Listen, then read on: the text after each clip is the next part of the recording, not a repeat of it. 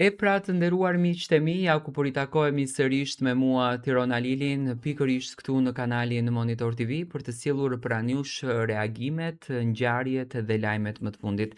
Tani do ndalojmë tek opinionistja e Big Brother VIP Albania 5, Monika Kryemadhi.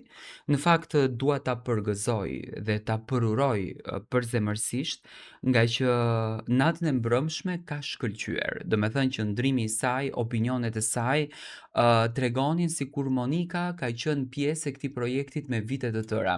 Le të them që nuk është se kishte ndonjë dallim të largët me Arber Hajdarin. Për shembull, opinionistet e tjera, me shumë respekt, por kanë qenë shumë larg opinioneve që kanë dhënë për Big Brother.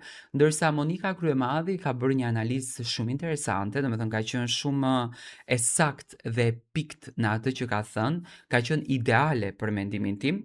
Mendoj që i shkon shumë kjo karige dhe jam i bindur që Monika do të korrën aq shumë sukses sa që do të ketë fatin që prej në këtë karige të tregoj dhe një anë të saj që ndoshta politika gjithmonë ja ka mbyllur këtë anë të bukur dhe aq njerëzore që Monika në fakt e ka.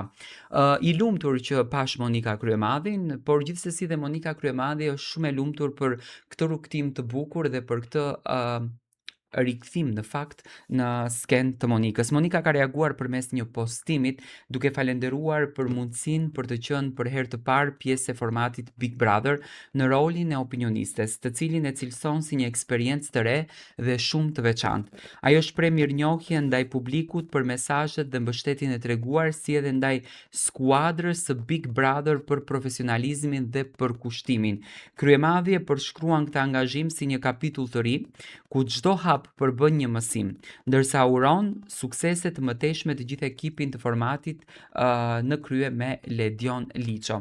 Në fakt Monika mbrëm ka qenë diçka glamuroze, unë nuk e kisha parë Monikën në këtë formë dhe nuk e kisha ndjerë në fakt që Monika mund të jetë një opinioniste kaq interesante. Në momentin e parë që është hedhur emri i Monikës si hipotezë për të qenë pjesë e këtij Big Brotherit apo si aludim, sido që ta quajmë, kam qenë pak konfuz me veten, thoja me veten çfarë mund të flet Monika për showbizin, çfarë mund të flet Monika për banorët e kësaj shtëpie, sepse jemi mësuar gjithmonë ta shohim Monikën krejtësisht në një dritare tjetër. Domethënë jemi mësuar ta shohim Monikën duke fol për Edin, duke fol për Saliun, duke fol për Metën, luftat në politikë, reformat në politik, ndryshime të mëdha, më thënë, dhe jemi mësuar gjithmonë ta shohim në këtë koltukun e kësaj grua serioze, luftarake që lufton vetëm për shtetin.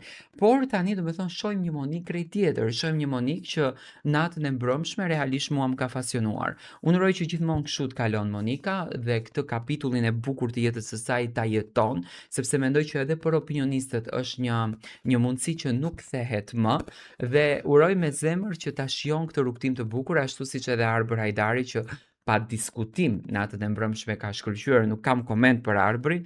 Arbri më ja ka marrë dorën kësaj pune dhe është një nga opinionistët më të mrekullueshëm që ka patur Big Brotheri, por gjithsesi domethënë do t'i shohim në ditët në vazhdim. Por Monika ndihet shumë falendëruese, domethënë siç duket ky roli i opinionistes ja ka hequr pak atë mërzitjen që ka për Ilir Metën.